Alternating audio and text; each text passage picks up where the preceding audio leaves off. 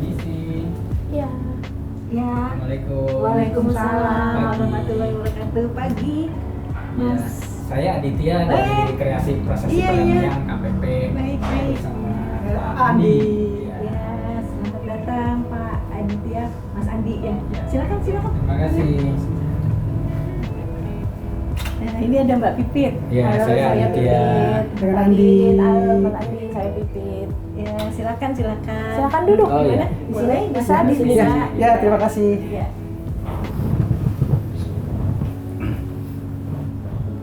Ya.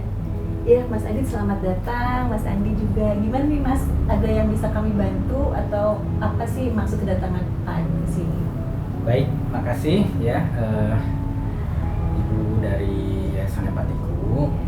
Sebelumnya perlu kami sampaikan bahwa saya dari KPP ya, Kreasi Prasasti Perdamaian, yang beberapa waktu yang lalu memiliki kegiatan di Bandung ya, Jawa Barat, itu berupa capacity building training, jadi pelatihan peningkatan kapasitas dengan mengundang pekerja sosial Peksos untuk mendapat pelatihan tentang bagaimana membangun narasi positif.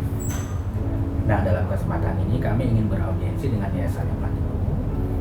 Di sini kami mengikut sertakan salah seorang alumni dari pelatihan tersebut, yaitu Mas Andi, supaya kita mendapat kesempatan untuk berinteraksi dengan Yayasan Empatiku.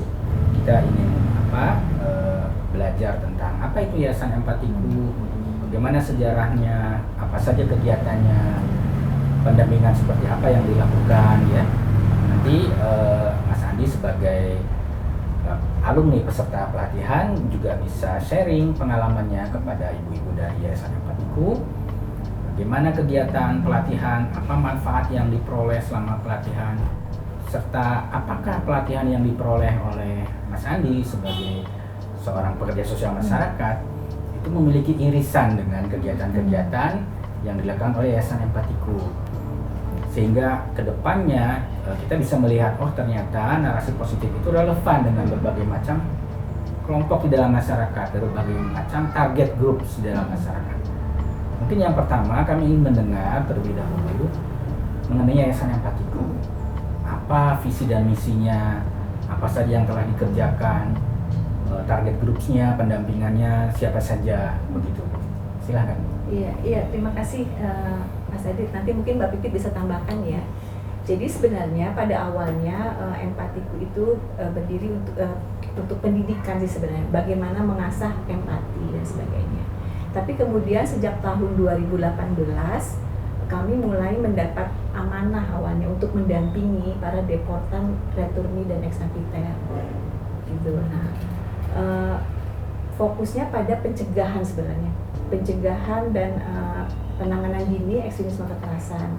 Tapi kami melihat bahwa sebenarnya yang paling penting adalah bagaimana bisa menumbuhkan daya tangkal dan daya tangguh masyarakat. Ini kan yang masih bolong ya, kalau kita bilang tentang reintegrasi sosial, bagaimana kita bisa menerima kedatangan para deportan, returni dan ex napiter, tetapi masyarakatnya sendiri tidak ditingkatkan pengetahuannya tentang itu, ya itu tidak akan jalan gitu. Nah, akhirnya sejak tahun 2018 kami melakukan pendampingan melalui membangun sistem deteksi dan penanganan dini ekstremisme kekerasan berbasis kelurahan di 4 kelurahan Tangerang Selatan, dan saat ini tambah 1 kelurahan di Mekarjaya. Nah, kalau terkait dengan tadi narasi positif dan sebagainya, kami melihat juga bahwa itu penting sebenarnya, karena media sosial itu kan sangat berpengaruh terhadap rekrutmen dari para kelompok-kelompok radikal, dan yang menjadi target itu masyarakat itu selain remaja-remaja yang saat ini memang kondisinya sedang dalam masa pencarian identitas dan sebagainya, itu penting untuk kita kita ajak sama-sama untuk bijak dalam bermedia sosial. Ternyata banyak, nggak hanya remaja tapi ibu-ibu juga termakan narasi-narasi yang tersebar di sosial media. Berdasarkan dari penelitian yang kita kumpulkan, ternyata memang banyak sekali, hampir 9 juta lebih remaja itu bersosial media, dan itu sangat rentan ya Mas ya untuk mendapatkan sumber-sumber yang tidak benar gitu, kebenarannya dipertanyakan. Setelah kami mengikuti pelatihan selama 2 hari di Bandung, banyak ilmu baru yang kami dapatkan yang sebelumnya belum pernah kami dapatkan. Kita tularkan ke organisasi kita, terus kita juga sampaikan juga ke masyarakat. Ini sangat bermanfaat sekali ilmu yang kami dapatkan dari pelatihan. Salah satu contoh, misalnya kami di Jawa Barat itu ada yang namanya grup WA dan juga ada grup Facebook dan Instagram. Banyak teman-teman di grup, terutama di grup WA, banyak teman-teman menyampaikan hal-hal kaitan dengan informasi-informasi yang belum tentu sumbernya benar. Belum tentu sumbernya itu valid, yang disebut mungkin hoax. Dengan kami mendapatkan ilmu setelah pelatihan, itu adalah banyak-banyak narasi-narasi atau konten-konten yang menurut kami narasi yang negatif yang disampaikan lagi di grup kami atau di masyarakat. Akhirnya sekarang teman-teman yang kemarin ikut pelatihan, termasuk saya, bisa menjembatani kaitan dengan informasi-informasi yang kurang bagus di grup-grup WA ataupun grup-grup Facebook yang ada di dalam organisasi kami. Kami lebih pendampingan kaitan dengan pendampingan masalah kesejahteraan sosial. Salah satunya yang lebih mendekati itu kaitan dengan ilmu yang kami dapat, ada ex narapidana. Setelah keluar dari penjara, mereka ada juga yang tidak pede Bu untuk kembali lagi ke masyarakat. Malah kami melakukan pendekatan dengan diberikan ilmu kemarin saat pelatihan, kami lebih luas lagi, lebih leluasa lagi karena sedikit kami mendapatkan ilmu dari pelatihan selama 2 hari kemarin di Bandung. Sangat bermanfaat sekali Bu. Setelah mendengar pemaparan dari alumni pelatihan KPP ya dari Mas Andi, bagaimana pendapat ibu-ibu dari Yayasan Empatiku mengenai kegiatan KPP itu? Serta apakah misalnya kalau kita coba bikin irisan dengan kegiatan dari Empatiku, di mana letak relevansinya dengan kelompok-kelompok masyarakat yang didampingi oleh Yayasan Empatiku? Iya, saya kira menarik sekali ya. Tadi kalau Mas Adit bilang di mana relevansinya, kita malah pengen ikutan. Iya. Karena itu penting Mas. Jadi tadi Mas Adit cerita ya, ini juga pernah kita alami Mas. Jadi pada saat kita kan ada diskusi-diskusi warga nih Mas Adit, 2 minggu sekali. Nah salah satu pesertanya tadi ada ibu-ibu rumah tangga, ibu-ibu PKK. Itu ada satu ibu, dia tuh diam gitu kan, terus ternyata akhirnya dia bilang, saya ini sedang bermasalah. Jadi dia itu punya grup WA. Di grup WA ini loh apa sih, kelompok PKH ya? PKH. Nah ada kelompok PKH di grup PKH apa sih? Yang bantuan sosial dari Kementerian Sosial. Oh iya. Nah, ternyata bukan hanya membicarakan persoalan ekonomi gitu ya. Jadi juga ada berita-berita yang akhirnya disebar-sebar. Nah salah satunya ada berita tentang kekerasan seksual terhadap anak. Nah sebagai seorang ibu, dia kan langsung bergetar dong hatinya ya melihat seperti itu kan. Langsunglah dia sebar di grup WA tersebut. Ternyata itu beritanya hoax. Itu mengarah kepada siapapun, termasuk warganya gitu. Jadi bagaimana petugas kelurahan juga sebenarnya bisa diedukasi terkait ini gitu. Jadi saya sangat setuju kalau ini nggak cuma Peksos misalkan yang butuh, tapi semua lini butuh gitu. Bagaimana petugas-petugas kelurahan ataupun di wilayah yang lain itu masyarakat umum juga sangat perlu dengan pelatihan-pelatihan dari KPP menurut saya, karena bijak bersosial media, narasi positif itu seharusnya menjadi garda terdepan untuk masyarakat untuk bisa memberikan tadi daya tangguhnya dia sendiri gitu terkait dengan informasi-informasi palsu, kemudian juga perekrutan misalkan kalau dalam isu ekstremisme kekerasan.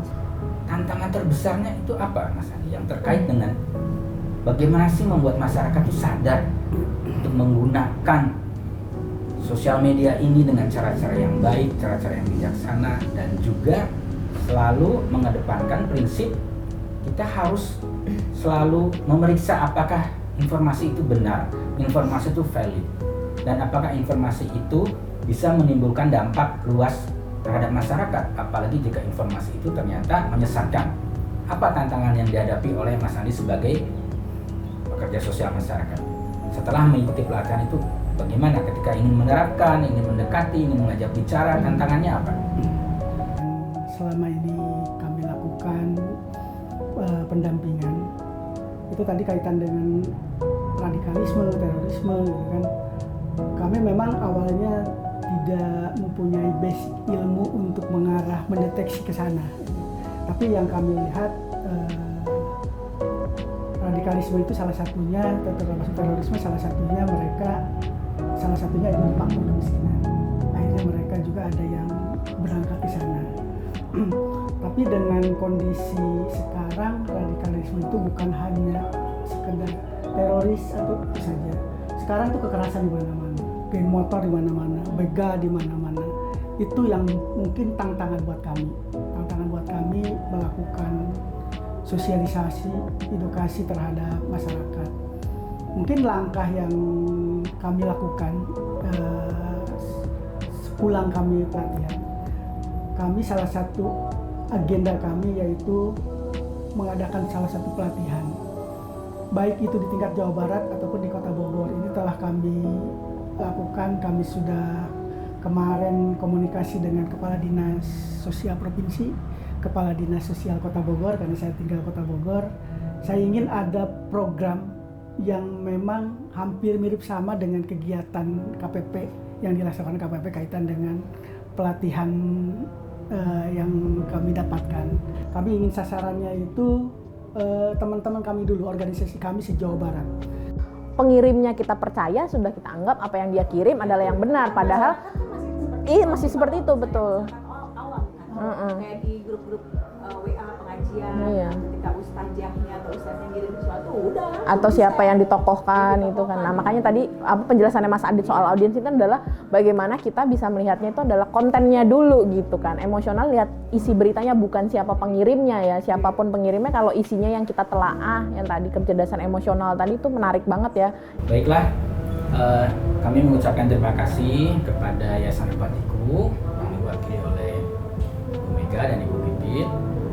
Ini suatu kesempatan yang sangat berharga bagi kami, dan terima kasih juga kepada Mas Andi sebagai alumni peserta pelatihan yang diadakan oleh KPP. Ini suatu kesempatan yang sangat baik bagi kami untuk satu, bersilaturahim, saling mengenal, kemudian juga untuk saling belajar apa sih kegiatan, apa sih Empatiku dan sebagainya. Kemudian juga Mas Andi sebagai alumni memiliki kesempatan untuk menyampaikan apa yang telah beliau dapatkan, beliau pelajari selama pelatihan, dan apa manfaatnya dalam kegiatan beliau sehari-hari. Terima kasih, dan mudah-mudahan di kemudian hari kita bisa bertemu lagi, kita bisa berkolaborasi, kita bisa bersama-sama membangun narasi positif dan mendorong ketahanan masyarakat dan daya tangkal masyarakat. Terima kasih. Empatiku mengucapkan terima kasih yang sebesar-besarnya kepada KPP atas kedatangannya, silaturahminya, dan diskusi yang luar biasa. Kami berharap ke depan bisa bekerja sama sebenarnya, karena isu yang dibangun itu merupakan juga isu yang menjadi perhatian kita bersama. Narasi positif itu merupakan hal yang sangat penting dan perlu dibangun di setiap lini, bukan hanya untuk salah satu isu saja. Jadi sekali lagi terima kasih banyak, dan semoga ke depan kita bisa bekerja sama dengan baik. Terima kasih.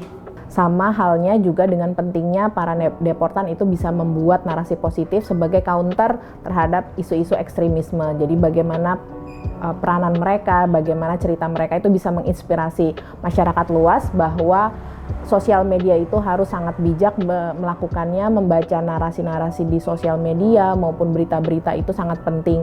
Jadi ini bisa menjadi kolaborasi yang baik ke depannya, bagaimana tidak hanya pekerja sosial yang bisa diberdayakan juga mendapatkan pelatihan, tapi juga para dampingan Empatiku ke depannya dan masyarakat luas, kepada ibu-ibu dan juga kepada remaja di dampingan Empatiku untuk bisa bekerja sama dengan kreasi perdamaian. Kami berharap pertemuan hari ini bisa membawa narasi yang baik untuk nanti kita sampaikan kepada beneficiaries-nya di Empatiku bahwa ini ada peluang yang sangat baik untuk kedepannya. Terima kasih.